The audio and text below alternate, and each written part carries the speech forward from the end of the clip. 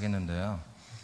이제 맥추라고 하는 것은 이제 보리 맥자를 써서 보리를 추수한다는 것이거든요. 보리를 추수하는 건데, 이제 이스라엘에게 주신 하나님의 절기예요. 이제 하나님이 이스라엘 나라를 약속의 땅으로 이렇게 주셨어요. 그래서 그 약속의 땅으로 그들이 이제 들어갔는데, 들어가서 이제 보리를 심었어요. 보리를 심어서 첫 열매가 이제 이삭이 이제 패잖아요. 이삭이 나잖아요. 그 이삭이 나올 때 안니언 나가봐요. 이삭이 나올 때 그 첫 열매라고 그것을 이렇게 인정을 해서 이제 초실절이라고 하는 절기를 지키게 해요. 처음 이제 열매가 나왔다. 그러니까 이스라엘이라는 나라가 이제 없고 하나님이 이스라엘 나라를 가나안 땅을 니네 나라로 할게 하고 아브라함이 약속을 했어요. 그 약속대로 이제 그들이 이제 이집트에서 큰 민족을 이뤄 가지고 한 300만 명 이상의 인구를 이뤄 가지고 이제 그 나라로 이제 들어가거든요. 자, 들어가서 이제 보리를 심어서 이제 처음 열매를 팰 때를 초실절이야. 그것을 우리가 일명 부활절이라 그래요. 신약에서는 부활절. 즉 하나님의 첫 번째 열매가 됐다는 거지. 약속의 땅에서 난 열매만 열매입니다. 약속의 땅에서 처음 열매 낸 것을 뭐라? 부활절. 예수님이 부활한 사건을 첫 열매라 이렇게 말합니다. 초실. 그 다음에 이제 예수님이 부활한 다음에 40일 동안 이 땅에 계시면서 우리에게 말씀했잖아요. 40일이 지나고 나서 이제 예수님이 예고한 대로 승천을 합니다. 부활의 몸으로 승천하고 10일 후에 다시 예수님이 몸으로 갔지만 부활했지만 몸으로 다시 오면 재림 심판하러 오시는 것이거든요. 그 전에 구원의 일을 하셔야 되기 때문에 보이지 않는 하나님의 영으로 오세요. 그걸 성령이라고 그래요. 하나님이 뭘로 온다고요? 영으로 오신다고요. 성령.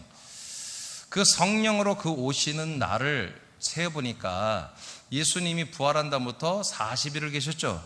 그리고 승천하고 10일 만에 왔죠. 합치니까 50일째 오는 거예요. 그래서 이스라엘 날은 순이라는 것을 열흘이로 열흘. 그래서 오순이다 그래요. 오순절. 그래서 50일째 되는 날 예수님이 승천했다가 성령으로 사람들 주변에 오는 게 아니라 사람들 속으로 들어오는 거예요. 사람들 속으로. 그래서 이 날을 이제 뭐라고 하냐면 맥추절이다 이렇게. 이스라엘 절기상은 맥추절. 왜냐? 50일이 지나고 나면은 이 첫 열매를 맺었던 이삭을 팼던 것이 완전히 열매가 됩니다. 다 연그러 버려요. 보리가 연그러서 50일째가 되면 다 벼요. 다 추수를 하는 거예요. 그래서 보리를 추수한다, 맥추다 이렇게 하는 거예요. 보리를 추수한다. 자, 그러니까 첫 번째 이삭을 추수했던 것은 예수님의 부활을 말했죠. 이제 그 모든 보리나무가 다 열매가 돼서 이제 추수를 한단 말이에요. 그보다 일반 사람들을 말하는 거예요. 예수님이 부활한 것을 열매라고 하죠. 이제 사람들이 부활의 생명을 얻는 것을 또한 열매라고 하는 거예요.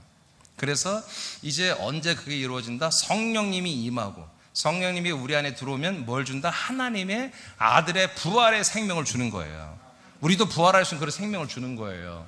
그 생명으로 이제 한마디로 인정이 될 때 하나님이 그래 너는 하나님의 내 아들이며 너는 영원히 예수님이 부활하여 지금도 영생하듯이 너도 그 부활의 생명을 영생하는 거야 라고 그렇게 인정해 주는 날이에요. 그래서 보리를 열매를 추수하듯 이제 예수님이 첫 번째 이삭을 팼듯 첫 열매라고 하는 것처럼 성령이 임하시고 우리가 하나님의 아들로 인정되는 것을 보다 그 다음에 이제 두 번째 열매라고 그래요.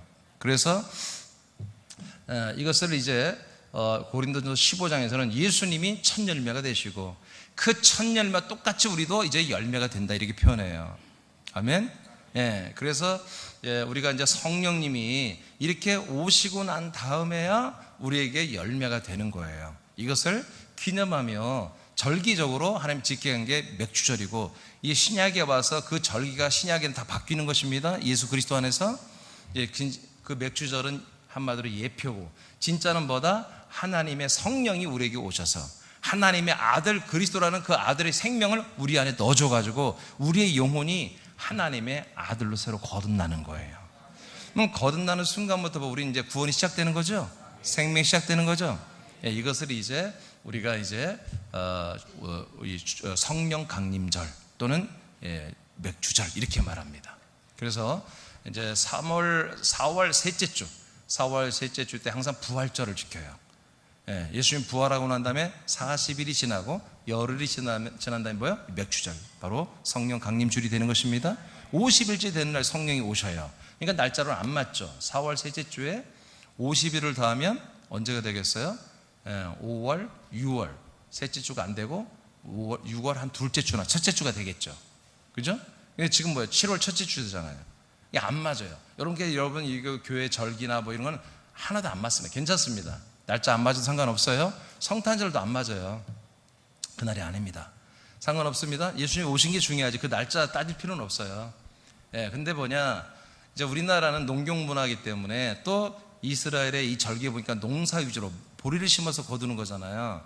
이렇게 하니까 이 진의를 모르고 진짜 뜻을 모르고 모든 전 세계 교계나 한국 교계가 이것을 그냥 감사절기로 한 거예요. 감사절기. 그래서 하나님이 우리를 1년 동안 이렇게 참 보호해주고 우리를 먹고 살게 해준다.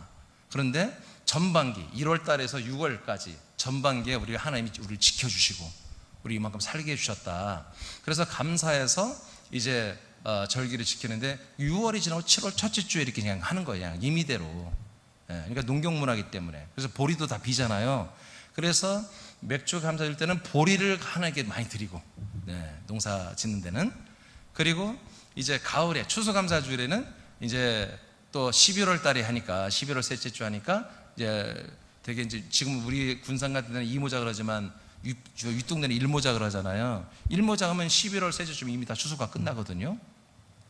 그래서 가을에는 쌀을 하나님께 드리는, 이런 식으로 이제 성경과는 무관한, 성경과는 의미가 좀 다른 그런 이상한 감사절기로 둔갑을 해버렸어요.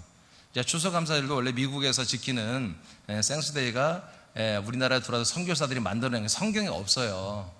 추수감사절도 성경에 없는 건데 미국에서 지키는 것을 미국 선교사들이 여기에 한국에 가져와서 하는 것이거든요.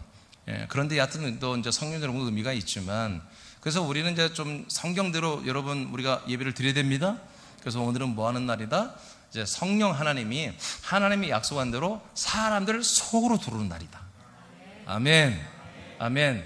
자, 그러면 이것이 언제부터 시작됐냐? 지금부터 1989년 전부터 이게 시작된 거예요. 이미 예언은 4,500여 년 전부터 예언이 된 거예요. 근데 이것이 실제로 시작된 건 1989년 전부터 이스라엘, 하나님이 약속의 땅으로 정한 이스라엘, 그 예루살렘 그 도시에서부터 하나님이 약속한 성령 하나님이 모든 믿는 자들, 성도들 한 명 한 명 안에 속에 들어오기 시작했습니다. 아멘. 자, 그러면 여러분들은 이제 과거에 교회를 다니거나 이제 그런 분들은 알 거예요. 교회를 다녔을 때 성령, 그러면 여러분 성령 충만 받자. 그러면 성령 충만 왜 받냐? 은사를 받아야 된다. 내지는 성령님이 내 안에 오시면 여러 가지로 많은 걸 도와주시고 인도해 주신다. 여러 가지 그런 어떤 것들을 배웠을 거예요. 근데 여러분 성경대로 믿어야 돼요? 성경엔 그런 말씀이 없습니다. 자, 오늘 알려드릴 거예요. 다 이미 알고 있는 분들 계시지만 다시 한번 배우세요. 자, 성령님이 약속대로 오셔야 돼요. 약속되지 않은 성령이 오는 것은 그건 사단입니다. 악령입니다. 성령을 가장한, 성령을 흉내내는 악령이에요. 그러니까 하나님이 약속된 그 성령만 내게 오셔야 돼요.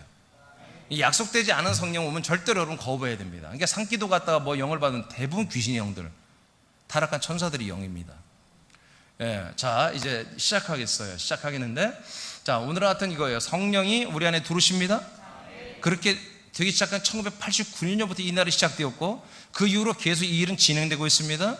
자, 새남교회라는 교회, 새남교회는 정말로 성령 하나님이 약속대로 우리 안에, 사람들 안에 들어오는 교회입니다. 저는 여기에 특화된 교회고, 뭐 특화된 편이잖아요. 우리 새남교회라고 하는 것은, 교회라는 것은 반드시 이런 일이 이루어져야 하는 것입니다. 자, 사도행전 2장 4절, 오늘 본문을 읽어볼까요? 사도행전 2장 4절을 보겠습니다. 시작. 그들이 다 성령의 충만함을 받고 성령이 말하게 하심을 따라 다른 언어들로 말하기를 시작하니라. 아멘. 자, 이게 이제 바로 예루살렘에 있는 하나님이 지목한 특정한 하나님의 약속을 믿는 11명의 사도와 120명의 성도들이 지금 예수님에 의해서 모여 있습니다. 예수님이 죽고 부활한 다음에 이분들을 만나줬어. 500명의 성도와 11명의 제자를 만나주었습니다. 만나고 나서 계속 하는 말이 이거였습니다. 내가 이제 곧 있으면 승천한다. 승천하면 내가 아버지의 거처에 가서 아버지의 집을 가지고 내려올 거야. 그걸 거처라고 그랬어요. 그 거처를 가지고 내려오면 있잖아, 내가 너희들을 내게로 영접해서 내가 살고 있는 거처로 다 데리고 들어올 거야. 데리고 들어올 거야. 그래서 이곳에서 이제 너는 내 안에, 너는 내 안에 들어와서 하나님 아버지와 함께 살 거다, 이렇게 이제 얘기를 했어요. 그러니까 이 거처라는 것은 건물도 아니고 땅도 아니에요. 이 세상에 없어요. 이 거처라고 하는 것은 아버지 집이에요. 그럼 아버지 집은 누가 살아요? 하나님 아버지가 사는 곳이에요. 이 하나님 아버지가 사는 집은 안 보이는 거예요. 보이지 않아요. 지금 우리 새남교회가 건물이 있겠어요? 넓은 주차장이 1주차장, 2주차장 다 있고, 우리 교회 부지가 뭐 500 몇십 평들이, 560평들이 되죠, 우리가? 자, 이 땅과 이 건물이 교회가 아니라 바로 보이지 않는 하나님의 집, 아버지의 집, 그걸 거처라고 하는데, 그 거처가 하나님의 집이고 교회인 것입니다. 왜냐하면 지금 교회가 뭐예요? 하나님이 거하신 집이잖아요. 그죠? 그래서 이것을 성경에 뭐라고 하냐, 신약성에 그리스도의 몸이다, 이렇게 말해요. 그리스도의 몸. 그러니까 하나님의 아들을 그리스도라고 그래요. 그 하나님의 아들이 죽고 부활했잖아요. 그 부활한 몸이 뭐예요? 이제 하나님의 몸이 된 거예요. 하나님의 몸, 부활하신 몸 외에는 다른 몸이 없습니다. 이 부활한 몸으로 지금도 하나님이 영생하고 계세요. 아멘. 그러니까 부활한 몸 안에 성부 하나님이, 성령 하나님이, 성자 하나님이 한 몸으로 계시는 거예요. 그래서 한 분이에요, 한 분. 자, 그래서 이제 이렇게 올라갔다가 이렇게 내려서 거처를 가지고 오셔서 이제 오는데 뭘로 오느냐? 요한복음 14장 16절에 보면은 성령으로 내려오신다는 거예요. 예수님이 올라가서 삼일째 하나님이 되시고 영광 받고 뭘로 온다? 성령 하나님이 내려오신다는 거예요. 근데 성령 하나님이 뭘 가지고 온다고요? 거처를 가지고 온다고요. 그리스도의 몸을 가지고 온다고요. 아버지의 집. 즉 쉽게 말하면 부활하신 예수의 그리스도의 몸을 가지고 온다고요. 근데 그 몸을 보이는 몸이 내려오면 재림이에요. 재림은 심판으로 오시거든요. 그러니까 보이는 몸이 아니라 우리들이, 영혼들이 들어와서 거기서 영생을 얻는 하나님의 집과 같은 보이지 않는 생명의 몸으로 여기서 오게 하는 거예요. 이해되십니까? 예. 자, 이것이 성령이 우리에게 오시는 하나님의 약속이에요, 약속. 그래서 그날 드디어 1989년 전에 예루살렘에 131명의 성도와 사도들에게 이 안에 들어와 버렸어요. 그래서 이것을 성령 충만을 받았다, 이렇게 표현해요. 성령이 내 안에 풀하게 내 안에 두셨다, 그런 얘기예요. 내 생각을 다 채우고 내 마음을 다 채우고, 그래서 내 생각과 마음이 오직 성령님으로 가득 채워진 것을 성령 충만이라고 그래요. 자, 성령 충만을 이렇게 해서 내려왔어요. 그랬더니 성령 충만이 내게 성령이 임했다는 증거가 뭐냐? 내가 갑자기 말을 하기 시작하는 거예요. 다른 이상한 말을 해요. 그게 무슨 말이냐면 내가 평상시 하던 말이 아니라 이제까지 한 번도 해보지 않았던 말들을 하기 시작하는 거예요. 그것을 뭐라고 하면 방언이라고 그러는데, 여기서 방언이라는 건 뭐냐면 외국말이라는 거예요. 외국말. 다른 나라의 언어를 지방 언어라고 하잖아요. 언어. 방언은 랄랄라는 그 방언이 아니라 외국말을 실제로 하는 거예요. 그래서 이들이 이 방언을 할 때 많은 주변에 있는 사람들이, 지금 이게 6월절이기 때문에 외국에서 많은 사람들이 왔어요. 아니, 갑자기 이 무식한 갈릴리 사람들이 외국말을 막 하는 거예요. 근데 이 사람들이 무슨 말하는지 궁금한 게 아니라 외국어로 하는 게 신기했던 거예요. 근데 기분 나쁜 거야. 갈릴리로 말하면 쉽게 말하면 한국어로 보면 호남이에요. 전라도 깽깽이를 말하는 거예요. 이 전라도 깽깽이 같은 것들이 어디 서울 강남에 와가지고 강남 사거리에 가서 유창하게 막 외국말을 하면서 전도를 하고 있는 거예요. 그래서 사람들이 야, 너 술 취했지? 니들 술 먹었지? 이렇게 조롱하는 그런 내용들이 이제 앞으로 이어지거든요. 이들이 말한 말이 외국말로 한 것인데, 외국말을 했다는 게 중요한 게 아니라 그 내용이 중요합니다.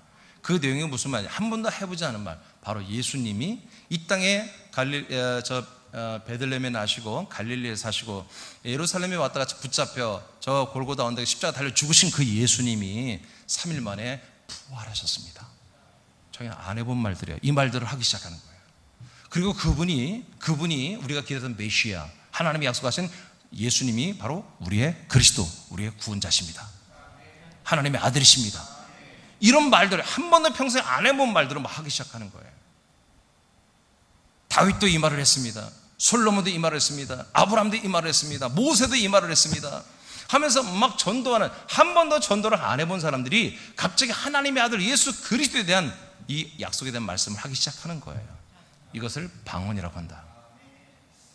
그래서 오늘도 여러분들이 오늘 성령을 여러분들이 받으시고 하나님의 아들로 거듭나면 여러분들이 갑자기 일반적으로 했던 말들을 별로 하기 싫어지고 여러분 이 말씀을, 하나님의 성경 말씀을 말하기를 원합니다.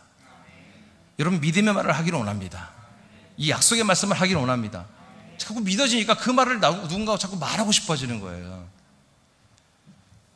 이렇게 실제로 1989년 전에 4,500년 전부터 하나님이 아브라함에게 약속한 대로 하나님은 성령으로 믿는 자들 안에 들어오셨고 그들은 그날로 아들로 거듭났으며 그들은 이 놀라운 복음을, 이 내용들, 자기 이루어진 일들을 말을 하기 시작했다. 이것이 오늘 본문입니다. 한 절이지만. 자, 그러면 이제 우리는 중요한 거는 이미 성령을 우리는 다 받고 아들로 거듭난 분들에게 대부분이겠지만 이분들은 오늘 더 성령 충만하기를 바랍니다. 오늘 교회 처음 오시거나 아직 성령이 내게 임하지 들어오지 않은 분들은 여러분 오늘 이 말씀 듣고 여러분 들어보세요. 들어보다가 정말 들어왔으면 좋겠다. 하나님의 영으로 내가 인도를 받으며 내가 거듭나서 아들로 살고 싶다, 구원받고 싶다. 그런 분들은 여러분 마음이 있으면 여러분 아멘 하시기 바랍니다. 그렇게 하면 하나님의 영이 오늘 들어가신다니까요. 방법이 이것밖에 없어요. 이렇게 하셨어요. 이렇게. 자, 1번 제목 다 같이 읽어볼까요? 시작. 하나님의 약속대로 사람 안에 오시는 성령. 네, 그러니까 성령님은 사람들 안에 분명히 들어옵니다. 그런데 무엇 때문에 들어온다고요? 약속 때문에. 그러면 하나님의 영이 오늘 내 안에 들어오기를 원하는 분들이 있다면 여러분들이 무엇을 여러분들이 믿으면 되겠어요? 예, 약속을 믿으면 성령이 들어오세요. 성령이 간절히 오기를 막 기도하고 금식한다고 들어오는 게 아니에요. 그렇게 들어오는 게 절대 아니에요. 성경적으로 우리는 믿어야 돼요. 분명히 성경은 약속을 믿을 때 약속된 성령이 들어오는 거예요. 자, 사도행전 2장 38절을 보겠습니다. 시작. 잠깐만요. 창세기 18장 14절. 시작. 여호와께 능하지 못한 일이 있겠느냐? 기한이 이를 때 내가 네게로 돌아오리니 사라에게 아들이 있으리라. 하나님이, 여호와 하나님이 아브라함에게 하신 약속이에요. 자, 기한이 때가 되면 내가 있잖아, 너에게 돌아올게. 하나님이 다시 돌아온대요, 아브라함에게. 그러면 내가 돌아오면 어떤 일이 일어난다? 네 부인 사라에게 아들이 생긴다는 거예요. 약속의 자손이 생긴다는 거죠. 그러니까 그냥 혈과 육으로 낳은 아들이 아니죠. 하나님이 약속했어요. 하나님 너에게 아들을 줄게 해서 나오는 아들이라는 거죠. 자, 이것이 이제 알다시피 이삭입니다. 이삭. 근데 이 이삭은 하나의 비유입니다. 비유. 이삭이라는 사람이 있는데 이 사람보다 신약성경 갈라디아 3장 16절에 보니까 이 이삭은 누구다? 그리스도다. 즉 하나님의 아들이다 이렇게 말해요. 아멘. 아브라함에게는 많은 부인이 있었고 많은 아들이 있었습니다. 그렇지만 그 많은 아들을 하나님이 인정한 아들로 인정하지 않는다. 오직 약속의 자손만 아들이라고 인정한다. 그 약속한 자손이 누구냐? 구약으로 말하면 이삭인데 신약성경은 그리스도니라 이렇게 되어 있습니다. 즉 하나님의 아들, 이 땅에 죽고 부활하신, 이 땅에서 죽고 부활하신 그리스도가 누구다? 하나님이 약속하신 하나님의 자손이다. 그러니까 뭐예요? 그 약속하신 자손 그리스도가 우리 안에 들어와야 한다는 거죠. 사라에게 아들이 있다는 것은 우리에게 아들이 있다는 거예요. 여러분 쉽게 말하면 아브라함은 예수님을 상징하는 거예요. 그리고 부인 사라는 예수님의 신부된 교회를 말하는 것입니다. 아멘. 아브라함과 사라가 부부로서 한 몸이죠. 그런 것처럼 신랑 대신 예수님과 교회가 한 몸이라고 신약에 말하죠. 그러니까 누구 안에 아들이 있는 거다? 신랑 대신 예수님 안에 아들 예수 그리스도가 있는 게 아니라 신부된 우리 교회, 이 신부된 교회 성도들 안에 뭐가 있다? 하나님의 아들 그리스도가 들어오는 거다. 누가 올 때? 성령님이 돌아오실 때. 하나님이 성령으로 돌아오실 때. 하나님이 성령으로 사람들에게 돌아올 때. 지금 그전까지는 어떻게 됐어요? 하나님이 그냥 예수님으로 돌아왔잖아요. 인간의 몸으로 오셨죠? 그러니까 그분은 성령이 아니란 말이에요. 응? 그리고 3일 만에 부활했죠? 그럼 부활하신 하나님의 몸이지 성령이 아직 아니란 말이에요. 그래서 그분이 그래서 승천하는 거예요. 승천했다가 이제 어떻게 해요? 하나님의 성령으로 내려오시는 거예요. 비로소. 그래서 성령이 우리에게 오신 사건은 1989년 전에 최초로 오셨습니다. 그럼 목사님, 구약에도 성령이 나오고 성신이 나오는데 가짜입니까? 예. 구약에도 성령이 역사하셨습니다. 어떻게? 사람들 바깥에서 모든 걸 역사하셨습니다. 감화 감동을 하시고요, 말씀도 말하시고요, 다 역사하세요. 그러나 사람들 안에는 못 들어와요. 언제 들어온다? 예, 약속한 이때에 사람들 안에 들어서 들어온다 이거예요. 그러면 사람들 안에 왜 들어올까? 자, 또 보겠습니다. 사도행 1장 4절 5절 말씀 시작. 사도와 함께 모이사 그들에게 분부하여 이르시되 예루살렘을 떠나지 말고 내게서 들은 바 아버지께서 약속하신 것을 기다리라. 요한은 물로 세례를 베풀었으나 너희는 몇 날이 못되어 성령으로 세례를 받으리라 하셨느니라. 아멘. 아멘. 자, 예수님이 지금 뭐예요? 승천하기 전에 말씀하시는 거예요. 알겠어요? 부활하신 다음에 지금 승천하기 전날, 바로 그날 지금 말씀하신대, 이놈이. 오늘 조금 있으면 이제 승천을 해. 위로 올라가요. 제자들이 보는 가운데 그냥 하늘로 위로 올라가거든요. 그 전에 무슨 말 했느냐? 자, 예수님이 분부하는 거예요. 명령하는 거예요. 분부에 가라사대 너희들은 예루살렘을 떠나지 말아라. 여기 그냥 계속 기다리고 있어. 언제면 10일 동안 기다리고 있어. 사실은 10일 동안 집을 가지 않고 기다려. 이들의 집은 갈릴레예요. 근데 장소는 예루살렘. 이 거리를 따져보면 지금 서울과 군산만큼 아니면 서울에서 한 대전거리 정도? 그 정도 떨어져 있는 거리예요. 근데 열흘 동안 집을 안 간 거야. 집에 가족이 있는데도. 집에 주님이 가지 말라 했어요. 기다려라. 성령 받아야 된다. 근데 이걸 뭐라고 그래요? 내게서 들은 바, 이미 내가 계속 예수님이 얘기를 했다는 거예요. 아버지께서 약속하신 성령이라는 거예요. 하나님 아버지가 너희들에게 약속하신 그 성령을 받으라 이거예요. 영을 어떤 영이라고, 능력 있는 영이라고 받지 말고 하나님이 약속하신 성령, 그 성령만 받아라. 그러면 5절, 그 성령이 오시면 뭐한다? 세례를 베풀어 준다. 성령 세례. 이게 성령이 오시는 것은 성령 안에 내주 또는 강림이라고 그러고요. 성령이 오셔서 내게 뭔가를 주거든요. 그걸 세례라고 그래요. 또는 성령 침례라고 그래요. 그래서 너희는 몇 날이 못되어 성령으로, 저 성령이 오셔서 성령으로 세례를 받으리라. 이렇게 예수님이 약속하시고 승천했습니다. 네, 그래서 이제 성령이 우리에게 오시는 건 뭐다? 이렇게 사도들과 130명의 성도들처럼 약속의 말씀을 받아야 돼요. 말씀을 통해서 내게서 이런 일이 이루어지는 거구나 하고, 그렇게 여러분 뭐예요? 내가 약속을 듣고 그걸 믿어야 돼요. 그걸 믿어지고 그걸 소망해야 돼요. 이런 분들에게만 성령이 오십니다. 기도한다고 오는 게 아니에요. 여러분 기도 열심히 기도원 가서 하고 성령 아니라니까요. 성령 아니에요. 예, 그러니까 열심히 기도 맨날 부부싸움하고 맨날 이혼하고 그러는 거예요. 성령 아닙니다. 성령님은 하나님 아버지가 약속하신 분, 즉 언제 약속했어요? 하나님이 아브라함에 약속했죠. 내가 너에게 다시 돌아오마. 근데 돌아오시는 뭐하러 들어오죠? 아들을 주러 온다 이거예요. 그리스도를 주러 오시는 그분만이 뭐다? 성령님이에요. 그분만이 우리 안에 들어와요. 자, 2번으로 가겠습니다. 자, 그렇기 때문에 성령은 뭐하러 오느냐? 아들을 주러 오는 거죠. 근데 성령이 바로 들어오는 게 아니에요. 그 전에 뭔가 우리가 해야 할 일이 있어요. 먼저 뭐다? 회개를 해야 돼요. 회개해야만이 성령이 내 안에 들어올 수 있어요. 자, 회개는 뭘까? 하나님의 아들 예수 그리스도를 받아 하나님의 아들들이 되기 전에 먼저 회개되는데, 자, 사도행 2장 38절을 다 같이 읽어보겠습니다. 시작. 베드로가 이르되 너희가 회개하여 각각 예수 그리스도의 이름으로 세례를 받고 죄 사함을 받으라. 그리하면 성령의 선물을 받으리니. 아멘. 예.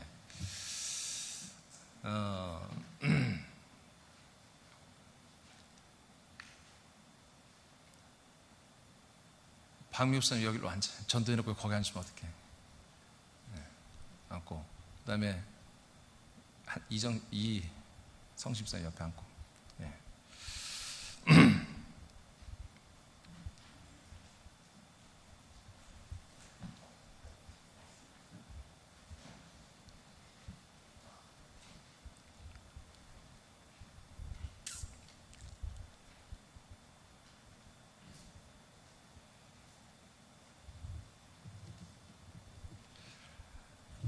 최초로 이제 베드로 목사님이 성령 세례 받고 거듭난 다음에 바로 오전 9시에 나가서 전도를 하기 시작했거든요. 그 전도의 내용이 뭐냐, 아까 말한 것처럼 너희들이 죽인 예수가 3일 만에 부활하셨고 그분이 너희들의 주 그리고 너희들의 그리스도가 되셨다. 36절까지 선포했어요. 근데 이게 이제 믿을 수가 없는 거죠, 유대교인들한테. 왜? 불과 53일 전에 유대교 전체가 결의해서 그 예수를 잡아다 죽여버렸거든요, 이 예루살렘에서. 53일 후에 그 제자들이, 성도들이 나타나가지고 그분이 부활했고 그분이 성찬에다가 성령을 오셨고 우리가 그리스도를 줬다고 지금 그 말을 하고 있는 거예요. 지금 너희들에게도 그분이 주와 그리스도 했다고 선포하고 있는 거예요. 그런데 그러면 53일 전의 상황으로 보면 이것 봐라, 니들 대장도 우리가 잡아다가 공회에서 사형원도 내려 잡아 죽였는데 건방지 이것들이 까불고 있어? 그날로 다 그들을 체포해가지고 공회, 성전 옆에 공회인데 공회에다가 재판에서 얘도 사형 아니면 뭐 20년 형 때리면 옥살이 해야 되는 거예요. 근데 여러분, 성령 받고 하나님의 아들이 되면 무서운 게 없는 것입니다. 그게 진짜 믿음입니다. 그래서 전도한 거거든요, 유대교인들한테. 그 유대교, 그 예루살렘에 그 유대교 성전이 있는 그 유대교 그 예루살렘에서, 한복판에서, 광장에서. 뭐라고 했어요? 너희들이 먼저 그렇게 했더니 이들이 갑자기 성령님이 역사하고 그러니까 또 자기들이 죽음을 각오하고 순교를 각오해서 자기들이 증인이라고 말하고 있잖아요. 우리 부활을 받고 승천을 받고 성령 오셨고 우리는 이렇게 거듭났다. 이렇게 하니까 뭔가 다르다는 걸 이들이 느끼기 시작했어요. 또 성령의 역사니까 이들의 마음이 누그러졌어요. 그래서 이 수만 명이 여기 있다가 그 중에 3,000명이 회개를 하기 시작합니다. 물어요. 어떻게 하면 되겠니? 그럼 우리가 어떻게 하면 되겠니? 어떻게 하면 우리도 너희들처럼 다시 그 하나님의 아들 예수 그리스도를 믿고 성령 받고 예수 그리스도를 믿어 예수 그리스도가 내 안에 있을 수 있게 하느냐 하고 물었어요. 어찌할꼬 물었어요. 그때 그 첫 번째 방법이 뭐냐? 회개하라 했어요. 회개하라. 회개한 다음에 죄 사함을 받는 물침례, 물세례를 받아라. 그러면 성령이 오신다. 그러면 성령의 선물 그리스도를 받는다. 아멘. 여러분, 이 순서대로 되어 있습니다. 그러니까 여러분 뭐예요? 여러분 예수님의 보혈의 피로 여러분들이 구원받는 게 아니라 뭐예요? 여러분들이 성령이 오셔야 되고, 그리고 성령의 선물은 그리스도를 받고 그리스도 연합해서 한 몸이 되어야, 한 영, 한 생명이 되어야 구원이 시작되는 거예요. 아멘입니까? 네.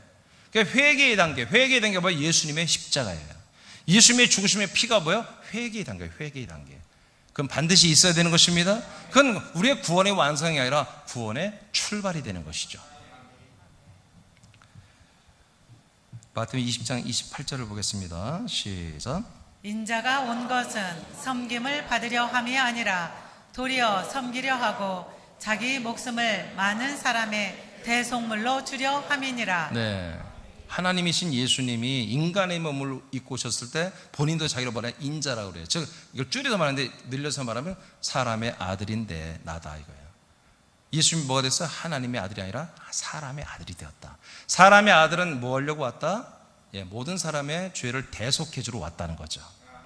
대속해 준 것은 우리를 구원하는 게 아니에요. 대속해 준 우리의 죄값을 한마디로 치러준다는 얘기지. 아멘. 내가 죄값을 치렀다고 구원받은 거 아니에요. 여러분, 우리는 생명을 얻어야 구원해요. 아멘. 죄사함도 마찬가지야. 이 예수님이 나의 모든 죄를 속량하는 제물이 된 것과 내가 죄사함 받은 건 무관한 거예요. 내가 그걸 믿어야지. 내가 그 현장에 가야지. 아니 그냥 예수님이 내 죄를 속량 제물로 죽어줬다, 그 사실을 믿기만 구원받으면, 세상에 구원 안 받은 사람이 어딨냔 말이야. 다 구원받지. 그게 아니라 예수님이 죽어 십자가 달려 죽는 것은 내 모든 죄와 모든 인류의 죄를 속량 제물로 그냥 죽은 그 사건 자체예요. 아멘. 그러니까 나의 모든 죄와 저주와 모든 그 형벌과 지옥살이가 뭐예요? 예수님께로 전가가 실제로 돼야 되는 거야. 그것은 내가 인정해야 돼. 내가 그걸 체험해야 한단 말이에요. 그러니까 쉽게 말하면 예수님이 1989년 전에 십자가 달려 죽은 것보다 보편적인 사건이에요. 근데 보편적으로 하나님이 예수님에게 그렇게 했다고 해서 내 죄가 사해진 게 아니라, 그 사실을 내가 듣고, 복음을 듣고, 사실을 듣고, 오 그래? 나 그렇게 원해. 나 사람으로 사는 거 싫어. 나 이제 사람이 싫어졌어. 사람이 무서워. 난 사람을 사랑하고 사람을 위하여 살고 사람 때문에 사는 삶이 진리가 아니라는 걸 나는 이제 알았어. 아멘? 이것은 이제 20, 30대는 아직 아멘이 안 나올 거예요.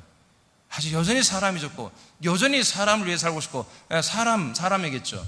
뭐 40살만 넘어가도 사람이란 게 그렇게 귀한 게 아니란 걸 여러분 알 거예요. 그러죠? 머리 많이 빠진 분들 30대라도 알 거예요. 그러니까 사람이란 것은 참으로 소중하지만 사람이란 그 자체가 하나님의 열매가 아닙니다. 사람이란 자체는 정말 너무 무서운 존재들이에요. 정말 무서운 존재들이에요. 여러분 사건 사고를 보세요. 아니 그게 평소에 그 사람들이 그렇게 사는 게 아니에요. 어느 날 그냥 뭔가 헷가닥 하면 다 인간은 다 그렇게 하는 거예요. 교도소 간 분들, 여러분 사기치고 심지어 남의 뭐 이렇게 한번 상해를 입거나 죽인 살인까지 한 분들 별 차이 없어요. 우리도 마음으로는 수십 명 죽였잖아요. 지금까지 별거 없습니다. 나는 사람을 아직 안 죽여봐서 모르겠어요. 근데 사람이 죽는 것도 별거 아닌 것 같아.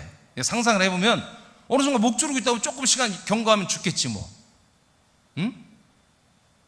그렇지 않겠어요? 우리가 장난으로 어렸을 때 목 조르고 막 그러잖아요. 죽을 것 같잖아. 그 순간 조금 치면 죽는 거예요. 그렇잖아요. 연쇄살인 분들이 한 말 있잖아요. 처음 한번 죽일 때가 어렵지 그 다음부터는 그렇게 어렵지 않다고 하잖아요. 자, 그런 것처럼 우리 인간이란 것은 우리가 생각하는 것보다 훨씬 소중하고 귀해요. 근데 우리가 생각하는 것보다 훨씬 더럽고 악하고 추해요. 괴물이에요. 괴물입니다. 인간은. 누가 만들었어요? 하나님이 그렇게 만들었어요. 왜냐? 사람이 하나님의 창조물이지만 사람이 하나님 창조물의 열매가 아니에요.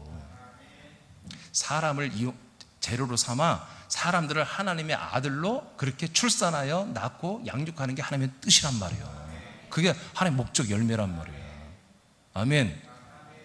그러니까 여러분 사람의 목숨 걸지 마세요. 아멘. 여러분 자녀도 마찬가지예요. 남편도 부인도 마찬가지예요. 우리가 가족으로서 사랑하는 거예요. 그 이상을 하면 그 이상을 할 때 벌써 깨지는 거야. 왜? 하나님이 그렇게 안 만들어 놨기 때문에. 부인들이 남편 이상으로 사람 이상으로 신봉하거나 남편을 의존하면 반드시 깨지는 거예요. 남편도 마찬가지예요. 부인을 뭐 비너스처럼 여기고 30살만 넘어가고 바로 깨져. 환상이 다 깨져버리잖아요. 아무리 예뻐도 결혼해서 1년만 지나면 그게 다 사라지는 거 아니겠어요? 여러분 사람은 우리가 사랑하는데 한계가 있는 거예요. 그래서 하나님도 사람들을 사랑합니다. 근데 뭐요? 어떻게 사랑해요? 우리 모든 사람들이 죄를 자기 몸에 짊어지고 죽는 것으로만 끝내요. 그 이상 사랑할 수가 없어요. 그러면 하나님 그 다음에는 어떻게 사랑합니까? 사람들을 사랑하지 않아요. 사람들을 사랑하는 것보다 죄인들에게 다가와서 너의 모든 죄를 내가 짊어져 줄게. 너의 모든 형벌을 내가 짊어져 죽을게. 이것밖에 없어요. 로마서 5장 8절에 그래서 예수님이 십자가에 달려 죽음은 모든 사람을 사랑하는 하나님의 확증, 증거라고 그랬습니다. 그럼 그 다음에 무슨 사랑하느냐? 아들들과의 사랑이 시작됩니다. 아들들, 거듭난 자녀들, 거듭난 하나님의 자녀들과 하나님의 사랑의 관계를 맺기 시작하는 거예요. 네, 그렇습니다. 쉽게 말하면 여러분 지금 결혼한 분들 자녀들이 있죠. 여러분 자녀들을 사랑해 옆집 자녀를 더 사랑해요. 네? 고슴도치도 지 새끼가 더 이쁜 거 아니겠어요? 그런 것처럼 옆집 새끼는 그냥 오 예쁘다, 아우 똑똑해, 얼마나 의젓하니, 이렇게 말하죠. 멘트잖아요. 멘트. 그러나 정말 내가 밥을 해주고 옷을 입혀주고 정말 사랑해주고 닦아주고 보살펴주고 도와주는 건 자기 자녀란 말이에요. 그런 것처럼 하나님도 사람이라는 존재가 하나님의 자녀가 아니에요.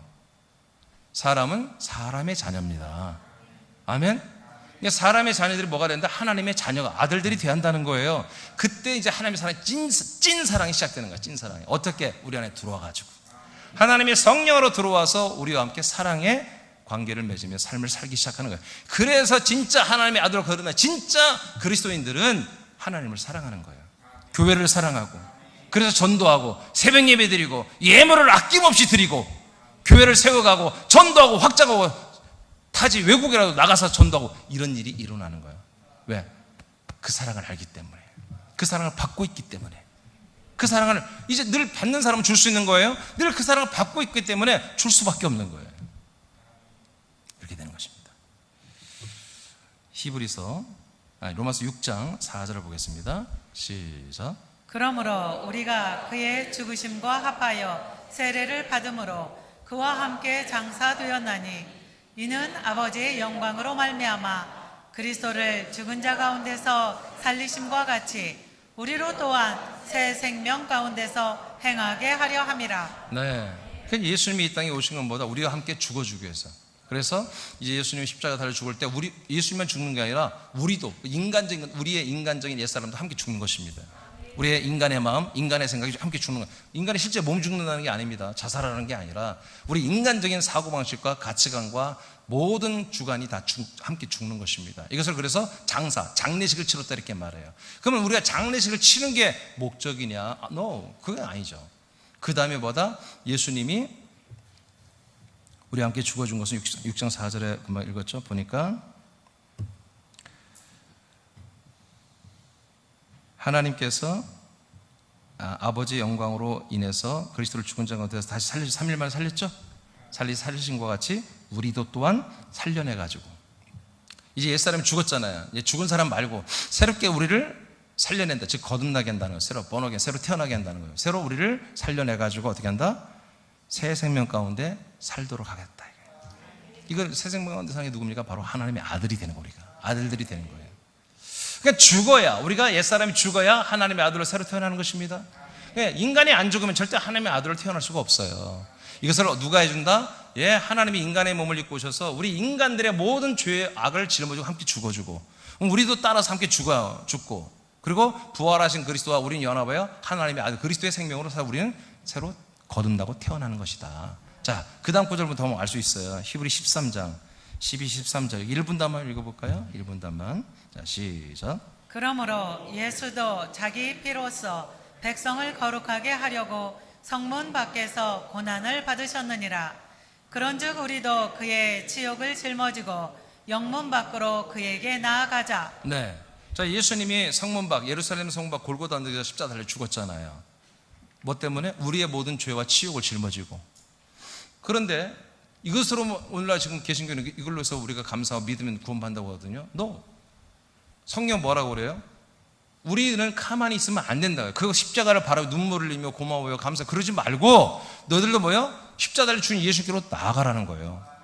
나아가는데 그 예수님의 치욕, 그 예수님의 치욕이 누구 거? 내 거잖아요. 그 치욕을 니들이 짊어지고 니들도 그 십자가로 올라가 함께 죽으란 얘기입니다. 아멘. 이게 교회는 뭐 하는 거예요? 사람들을 모아놓고 사람들을 죽이는 곳입니다.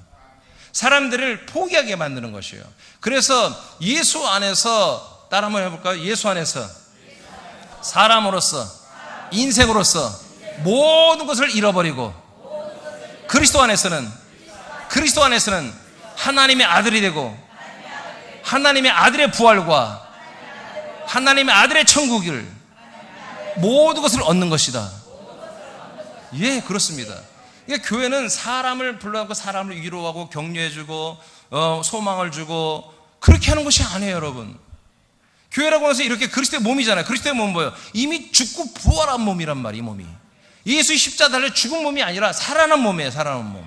이 몸에 우리가 들어오는 뭐예요? 바로 옛적 그 인간의 죄와 악과 괴물이 될 수 있는 이 몸을 버려야 되는 거예요.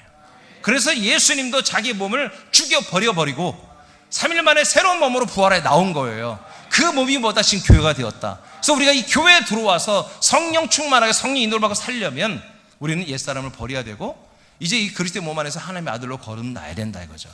그래서 그리스도가 되면 하나님의 영원한 아들 예수님의 부활의 몸을 우리가 얻게 되고요.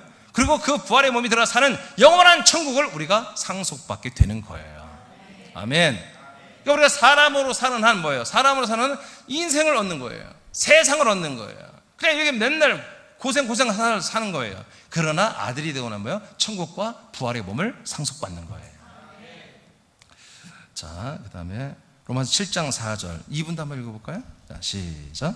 그러므로 내 형제들아 너희도 그리스도의 몸으로 말미암아 율법에 대하여 죽임을 당하였으니. 아멘. 그러니까 율법의 몸으로는 뭐예요? 율법에 뭐라고 했지? 율법에 대해서 우리가 다 죽임을 받는 거죠? 네, 예수 그리스도의 몸과 함께 우리가 죽임을 당하는 거예요? 이거 제가 만든 교리가 성경에 이렇게 돼 있어요? 예, 버리는 거예요. 왜 버려요? 버리는 말 하니까 버린 거예요. 이런 말씀을 안 들었을 때는 미쳤지. 무슨 교회가 사람을 버리게 한다냐? 원불교나 뭐 불교나 도 닦는 데나 나를 포기하라 그러지. 교회는 다 교회 뭐 축복받고 잘 되고 좋게 된다고 하더구만. 이렇게 이상하네. 왜? 그 다음 더 좋은 게 있으니까. 더 좋은 게. 더 좋은 것이 있기 때문에 예수님은 이 인간의 몸을 버리라는 거예요. 자, 죽임을 당했다. 버린 정도 아니 죽임을 당하고 버려졌어요. 자, 이는 시작. 이는 다른 이 곧 죽은 자 가운데서 살아나신 이에게 가서 우리가 하나님을 위하여 열매를 맺게 하려 함이라. 자, 이제 죽으신 예수님에게 우리가 갔어요. 갔더니 우리를 함께 도매급으로 사망에 넘겨 버려버렸어요. 아멘. 그러면 여기 가만히 있으면 우리는 하나님께 속은 거지요. 뭐야 이게? 그런데 그게 아니라 이제 어디로 가라고? 살아나신 얘기로 이동하라는 거죠. 죽으신 예수님과 함께 버려지고 우리 죄와 사망 지옥과 함께 죽은 예수님과 버려지고 살아나고 부활하신 그리스도께로 너희들은 이동해라. 이동해서 그 안에 들어가서 뭐요? 똑같은 부활의 생명을 얻으라는 거예요. 그래서 하나님이 기뻐하는 열매로 살아라. 아멘. 자, 이것 때문에 하나님이 그리스도의 몸된 교회를 세워서 사람들을 소집하여 다 죽이고 버려지게 하고 하나님의 아들의 영광스러운 몸과 생명의 삶을 살게 하는 것입니다. 갈라디아서 4장 5절만 먼저 읽을까요? 시작. 율법 아래에 있는 자들을 속량하시고 우리로 아들의 명분을 얻게 하려 하심이라. 자, 율법 아래에 있는 자들을 다 우리가 속량받았죠. 그래서 예수님과 죽음으로 버려짐으로 속량받는 게 목적이 아니죠.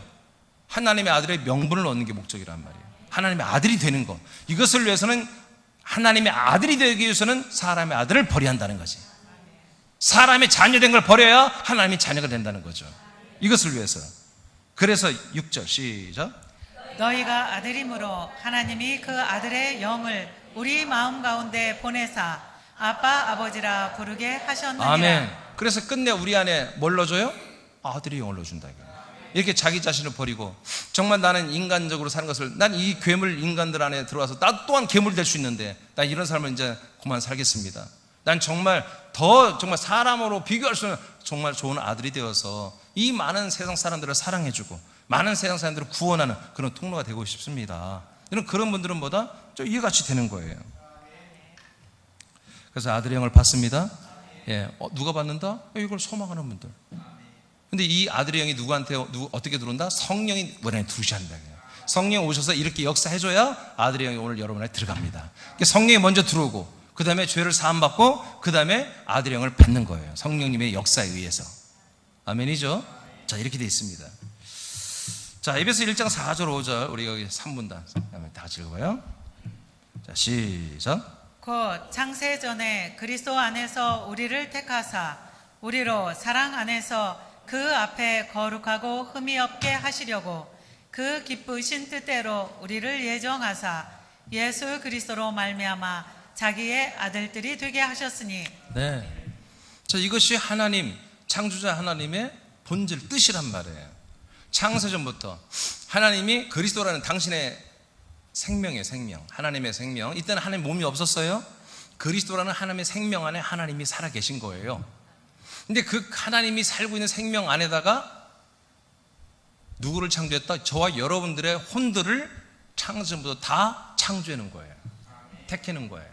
그래서 여러분들의 나이가 그 나이가 아니에요. 그 나이가 여러분이 아니고 여러분들의 실제 여러분들의 자기 자신은 누구다? 바로 창세전부터 우주를 만들기 전이에요.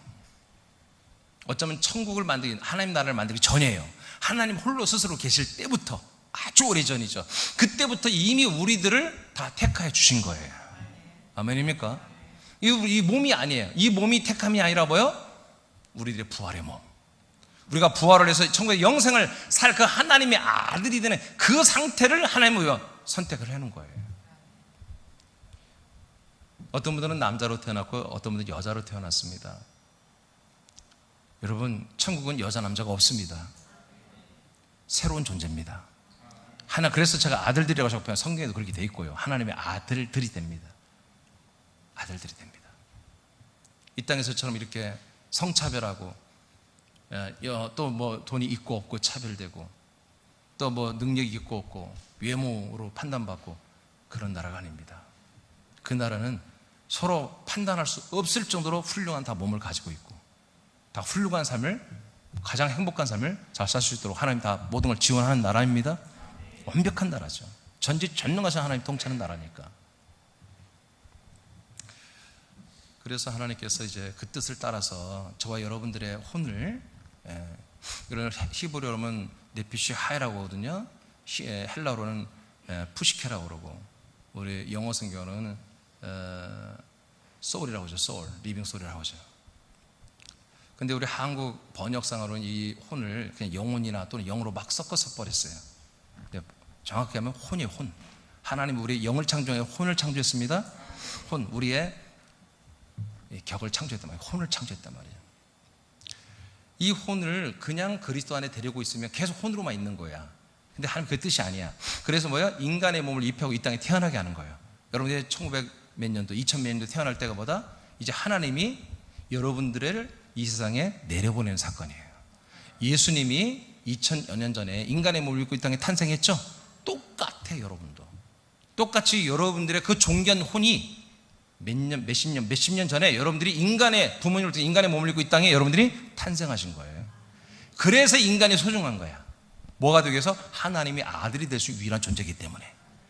아멘. 영생할 수 있는 유일한 존재이기 때문에.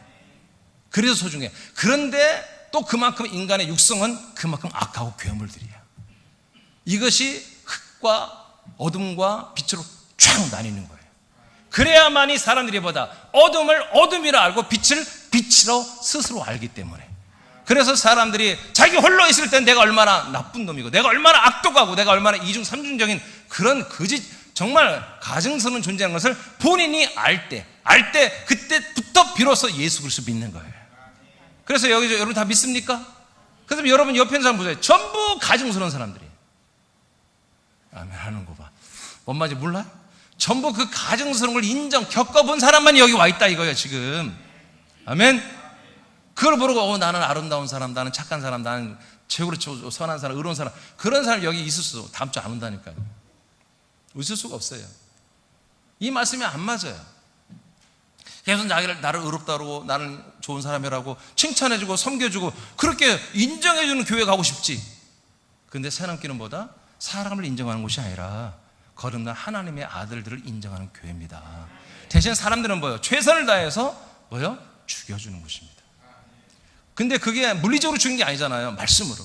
말씀으로 본인들이 자기 한계를 느끼며 그를 스스로 십자가 달려 거룩한 죽음을 맞이해야 한다는 거죠. 그게 진짜 용기 있는 사람들이에요. 그게 진짜 용기 있는 사람들. 예. 그래서 여러분, 저와 여러분들은 끝내 어떻게 했다? 하나님이 창세부터 그리스도 안에서 아들이 될 혼으로 창조해서 이 땅에 태어나게 하여 한 분 예수 그리스도를 믿음으로 말미암아 하나님의 아들들이 우리가 아들들이 되게 했다. 지금 예배석 교회 교인들에게 한 말이죠. 하나님이 예배석 교회에서 지쳐더라. 너희들은 이렇게 해서 하나님의 아들이 되었다. 아멘.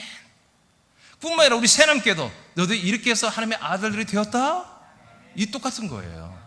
그래서 교회는 뭐 하는 곳이다? 사람을 어려운 사람, 힘든 사람들을 죄를 사해주고 축복해주고 잘 먹고 잘 살게 해주는 교회가 아니라 그런 곳은 없습니다. 그게 아닙니다.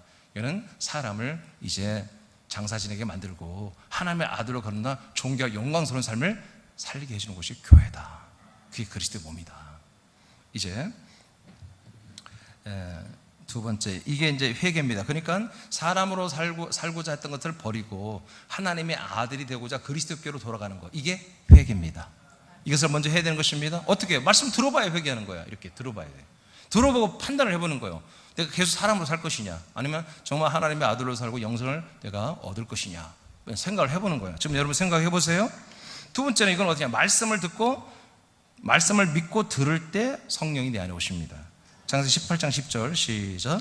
그가 이르시되 내년 이맘때 내가 반드시 네게로 돌아오리니 네 아내 사라에게 아들이 있으리라 하시니 사라가 그 뒤 장막문에서 들었더라. 네, 끝내 이 말씀을 듣고 25년 만에, 처음에 듣고 25년 만에 결국 아들을 얻었습니다.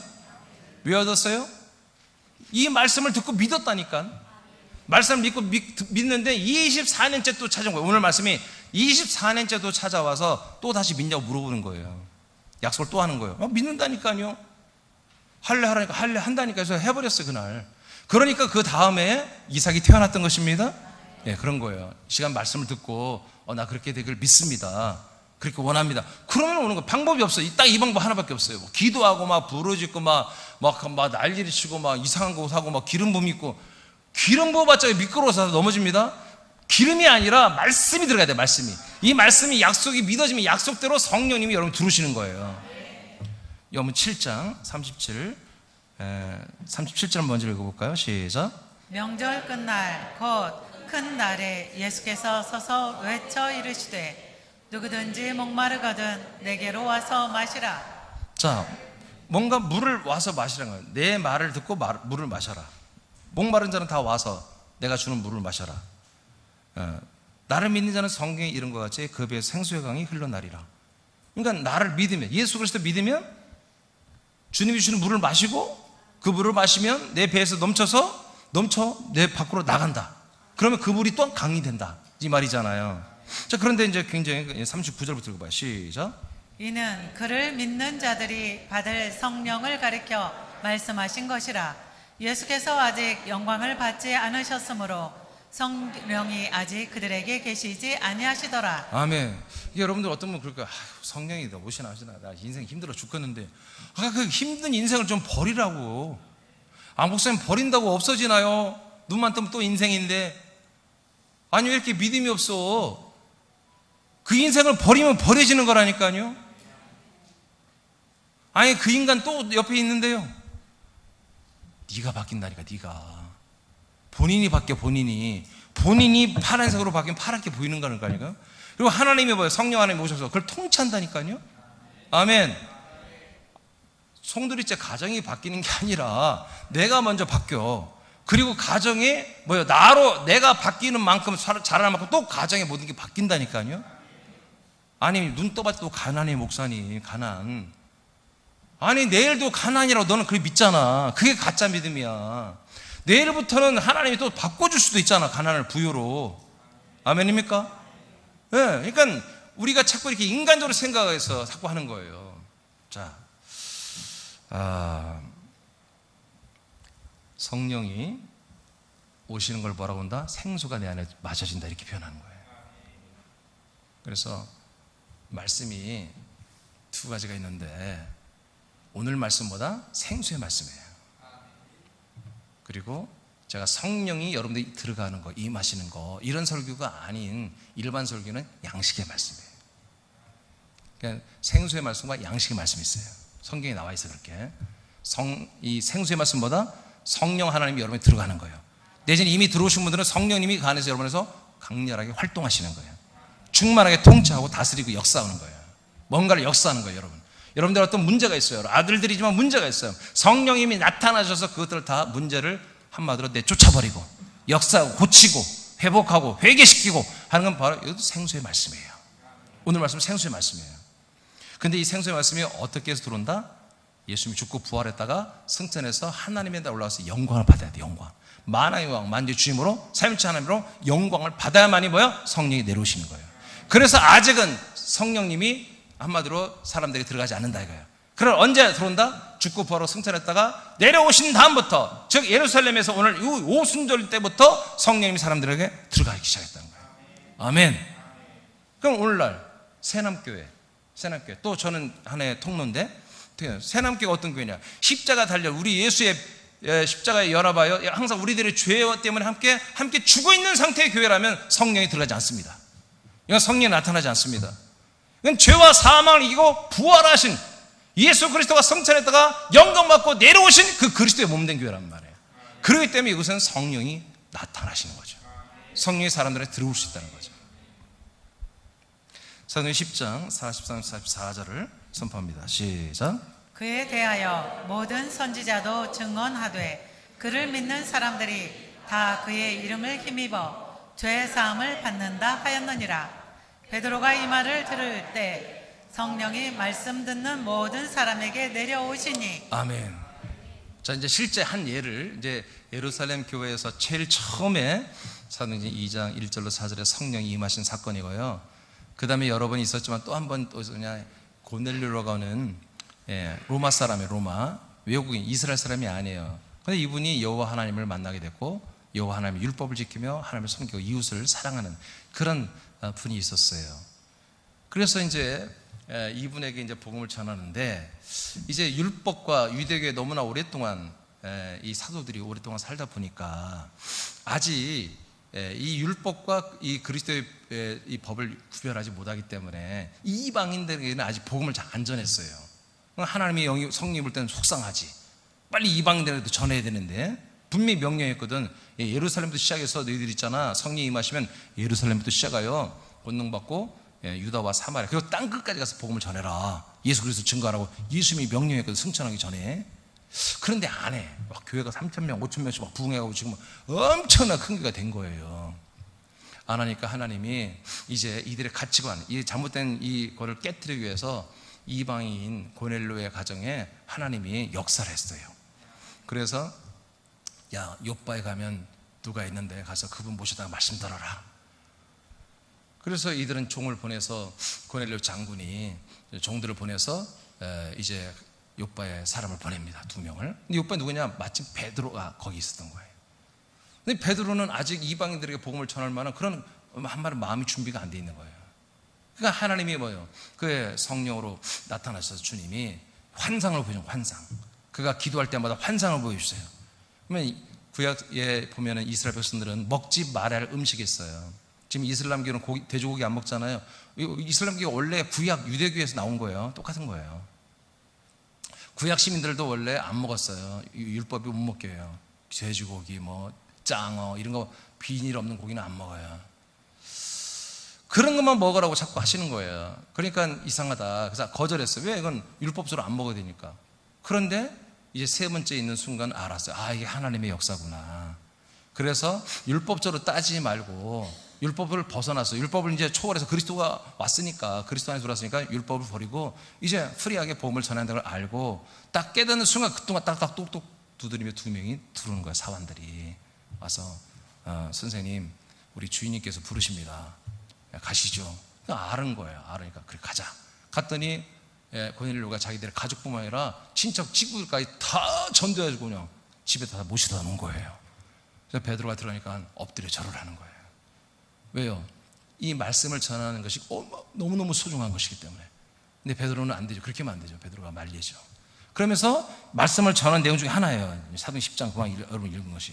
베드로가 이제 말씀을 전합니다. 모든 선지자도 증언한 것이 있습니다. 바로 예수 그리스도를 믿는 사람들이 다 그의 이름, 예수 그리스도의 이름으로 힘입어서 죄사함을 받습니다. 아멘. 죄사함에 대한 말씀을 했죠.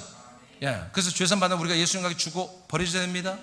아멘. 그리고 성령님이 이끌림 받아 우리가 그리스도 안에 들어오면 그리스도 안에 예수의 피가 있습니다. 그 피로 영혼의 속량을 받아버린 것입니다. 그러니까 언제부터 우리는 죄사함을 확신한다? 예수님이 나와 함께 죽고 내가 예수님과 함께 죽을 때부터 뭐요? 내가 사라지니까 나는 뭐요? 죄에서 완전히 없어져 버린 거잖아요.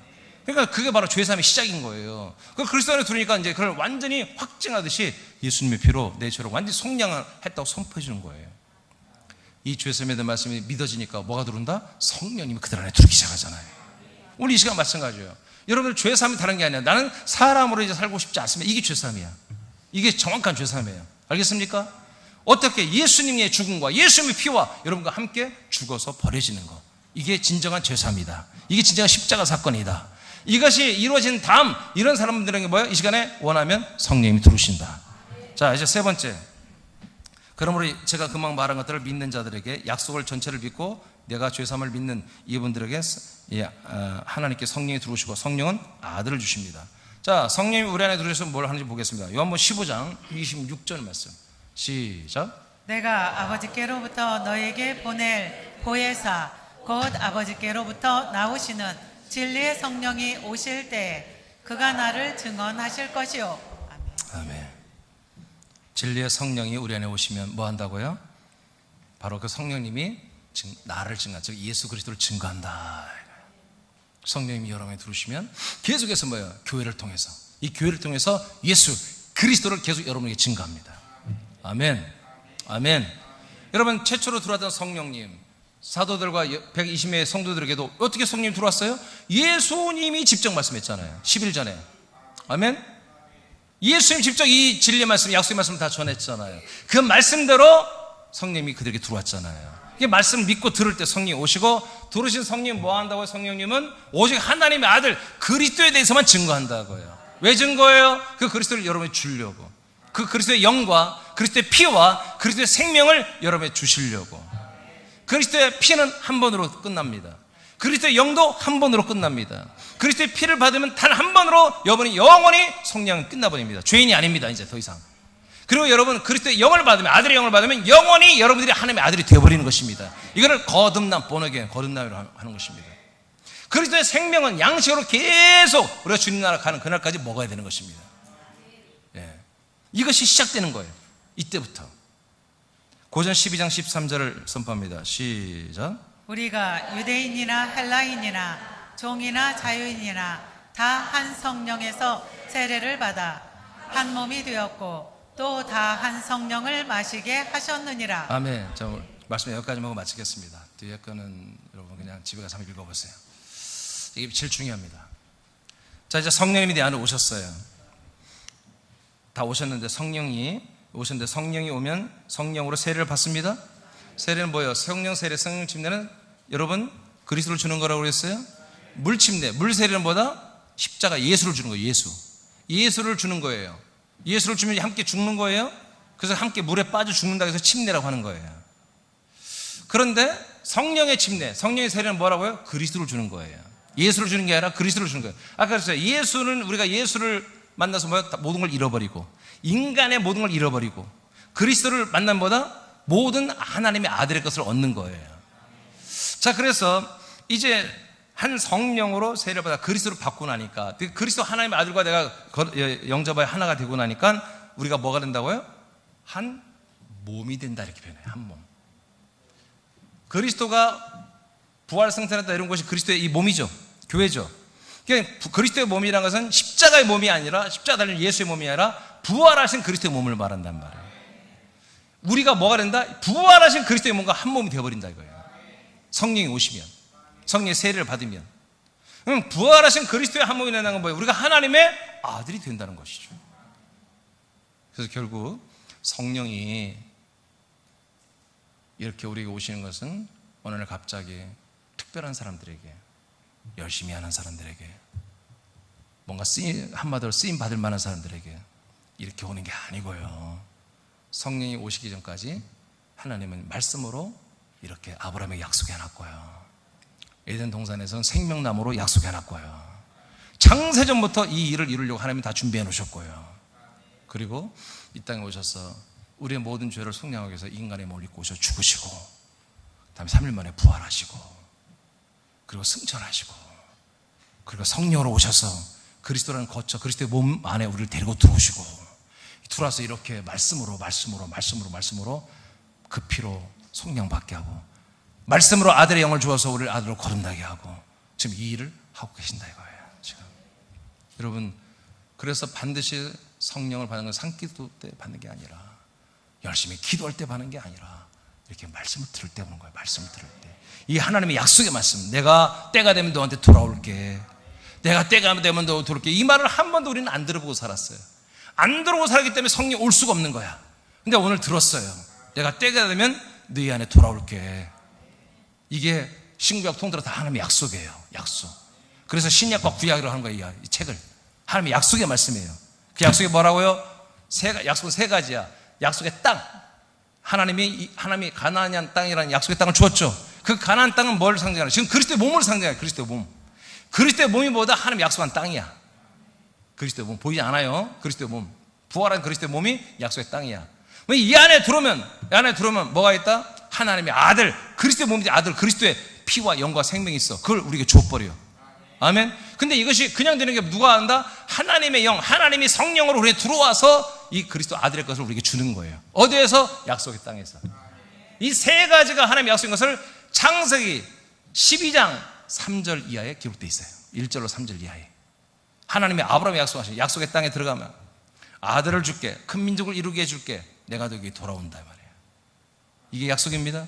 이것이 그대로 1989년 전 성령이 들어오시면서 이게 약속의 땅, 상징적인 예루살렘에서 시작하는 거예요. 예루살렘, 가나안 땅, 예루살렘에서 거기에 그리스도의 몸 되니까 최초로 세워지는 거야. 예루살렘에. 그리스도의 몸된 교회가.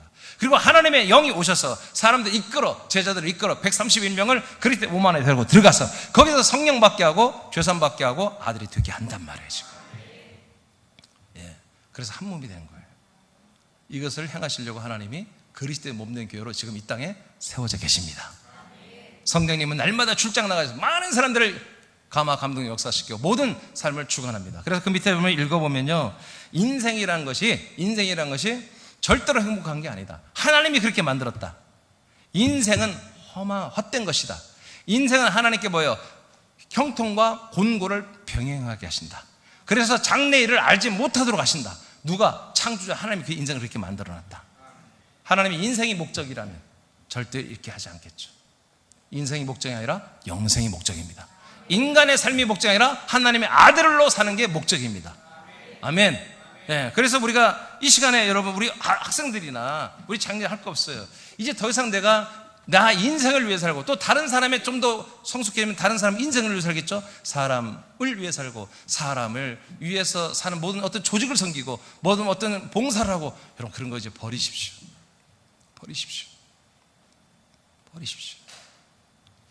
이제 우리는 하나님의 아들이 돼가지고 그런 거 하면 됩니다. 하나님의 아들이 돼가지고 봉사도 하시고. 근데 그것을 통해서 영생을 줄 수 있는 건 아니에요. 그래서 우리가 관계를 맺고 데리고 와서 여기서 죽여야 되는 것입니다. 그 인생의, 그 저주의 인생에 끝내 묘소로 승화원으로 가고 끝내 지옥으로 갈 수밖에 없는 인생. 여러분, 인생은 무조건 다 지옥 갑니다. 그런 인생에 예수님이 함께 죽었다는 사실을 알려주고 죽기를 여러분 잘 견인해주고 선도해주고 이제 하나님의 아들로 거른다는 것을 여러분 잘 선전하시기 바랍니다. 여러분, 이 시간에 제가 눈을 좀 한번 감으시기 바랍니다. 이 시간에 여러분, 정말 인간의 삶이란 것이 내일은 좋아지겠지, 그래 잘 될 거야, 긍정의 힘, 적극적인 사고방식, 분명히 노력하면 될 거야, 최선을 다하는 자에게 아마 하나님이 도와줄 거야, 이런 그런 말들은 성경에 한 번도 한 적이 없습니다.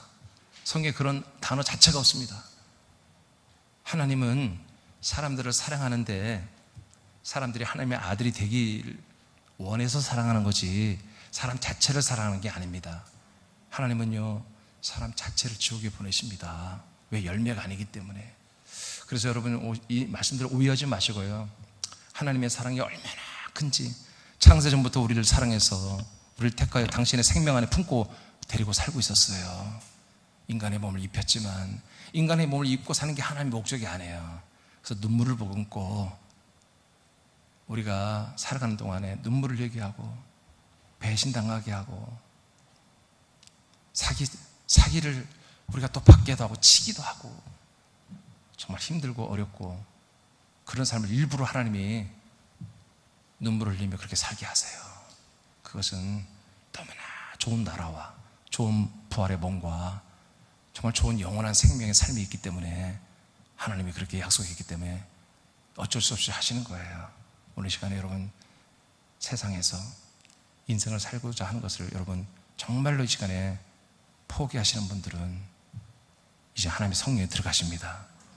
여러분, 지금 성령님이 들어가십니다. 여러분, 들어가기를 원하시는 분들은 아멘 하시기 바랍니다. 아멘 하시기 바랍니다.